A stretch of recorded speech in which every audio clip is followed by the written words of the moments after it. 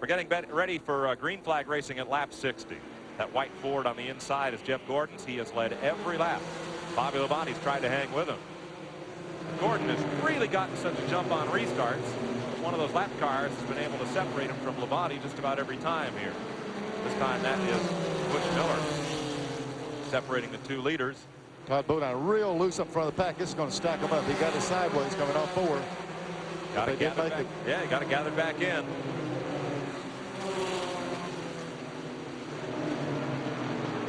Jeff Burton now to the inside of Shauna Robinson. Gave her one of those Polaroid snapshots as he went by. I'm telling you, on this short track stuff, when you start working lap traffic like this, it can really cost you some positions with this two abreast racing. And it's hard to get around the track this size, as slick as it is. Now, you think you've got a tough day. How about Eddie Pearson standing there down in the pits? Does he watch his car with Robert Presley, or does he watch his wife, Shauna? He better be watching his wife, or he'll lose his job at home, not necessarily at work. That could be. 64 laps as you ride along with Chuck Bound chasing Robert Presley. Now the positions reversed from what we saw a few minutes ago that brought out that fourth caution flag. Oh, boy, there. Now that was a good move right there on Chuck Bound's part. He was sailing off in the corner full speed. Presley lifted, and you'd almost say, well, he's going to pay him back. And he really made an evasive move not to get into the back of Presley. Nope. There's the 24 of Troy Beebe being passed by Presley and Bound. That's the two cars right there that spun in the opposite place a while ago. And I'm telling you, Chuck Bound really did a good job to keep him ramming the back of Presley going in this turn. I'm not going to say how many times he's going to do it, but he did a good job last time. Yes, he did. 1990 Busch champion. Running up against a fellow many folks he'll have a real good shot to be this year's champ. Here's Joe Nemechek out of Lakeland. That yellow Texas Pete car. Sweetwater is a local restaurant, hooked up the Hood sponsorship on that car for this race, but they are seeking additional sponsorship for the remaining races on the tour for that hood and deck lid. Lozito's Pharmacy also on board for the season there with Joe, who has a lot of folks from Lakewood here today, just 100 miles away from Barberville. There goes Jimmy Spencer. He took a look outside. The car got up under it a little bit. They keep testing the water out there, Mike. They keep sticking those right side tires out. They say, what does it feel like? And it might take a while, but I believe they're going to get that outside workable. I think they're going to have to, Neil, if they're going to do any passing. These cars have guarded the bottom groove so well they've worn away the yellow line at the bottom of the racetrack in turns 1 and 2. You know, a lot of times you come around and you'll ask a driver to come in and say, hey, where's the groove here? The groove here is on the guardrail around the bottom. It's as low as you can get. That's right. There's Nemechek left of your screen, Steve Grissom in the middle. And a fellow's having a real good run here today. Ricky Craven in that DuPont 99 car.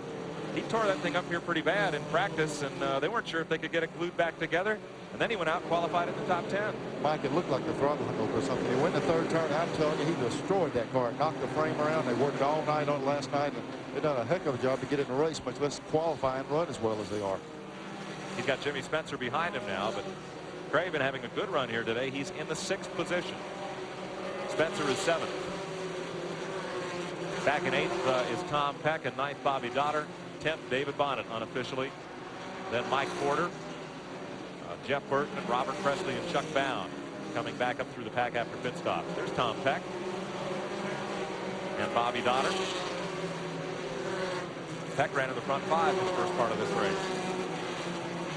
Has one finish there, 5 in the top 10 thus far. 75 laps this time for Jeff Burton. Excuse me, for Jeff Gordon. Well, 75 for Jeff Burton too, but he's not running away with this race like Jeff Gordon is. Well, the traffic down in the corners is brutal. We're watching the lead car here, but back in the corners they're popping and banging. And here's Jeff Gordon, the guy that's got the fastest car on the racetrack, and watch how careful he is through the corner. He's going to get under this guy down the straightaway. He's going to take that inside line. He doesn't want to have to try anybody on the outside. And as fast as his car is, he's still taking that preferred inside line. We got a fellow up near us, a short tracker, Peter Fiandaca, and asked him, why you always pass guys on the inside? He says, because 8 wheels corner better than 4. We asked Jeff Gordon if it's distracting for you when you come here to Daytona. Keep your mind on racing. Nah, I wish I could. Heck, I just watch them out there on the beach. I don't get to go out there too often. I just see everybody else having fun out there. But we're here to race, and that's where my head's at, where my mind's going to be concentrating on this whole weekend is just on this race car, not on the beach. Getting set for the restart. There's 10th place David Bonnet. What were you telling him there during commercial? I was just talking to him. I asked him how it felt, and he said, this darn old car run a lot faster than I'm running it. But, you know, I just told him to take his time and try to finish the race, and he's going good. I'm tickled to death. That's Tony Uri calling the green flag. We've got in-car radio communication with David, and maybe during one of these caution flags, we'll get a word with him. Once again, Jeff Gordon steps it out. He yanks Bobby Labonte down the back straightaway by 3 car lengths. There's Nemechek down on the inside. There's a lot of lap traffic he's talking about, Mike. Really hinders everybody coming up through there, but I mean, that's the way it is. The lap guys do have an opportunity to get their laps back. A couple of lapped cars getting separated. Look at the distance in just 2 laps that Jeff Gordon has built up.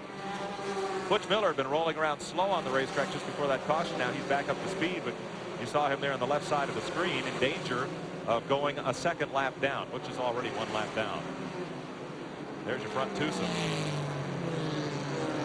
And for the rest of the field, that is looking a little gruesome as Gordon just disappeared. Boy, lately, every time we've been doing one of these Busch races, he's shown that dominance. Trouble in 4. Mike Porter and Troy Beebe go around. The rest of the field scatters. And yes, that was Kenny Wallace that just went by. His car is back in the race. He is about 60-some laps down. And that caution will be a good one for Butch Miller.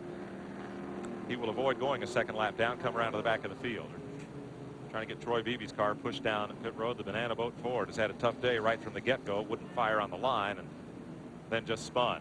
While we're under caution, let's take this pause. We'll be back to Volusia County Speedway, where Jeff Gordon leads Bobby Labonte, Todd Bodine, Joe Nemechek, and Steve Grissom.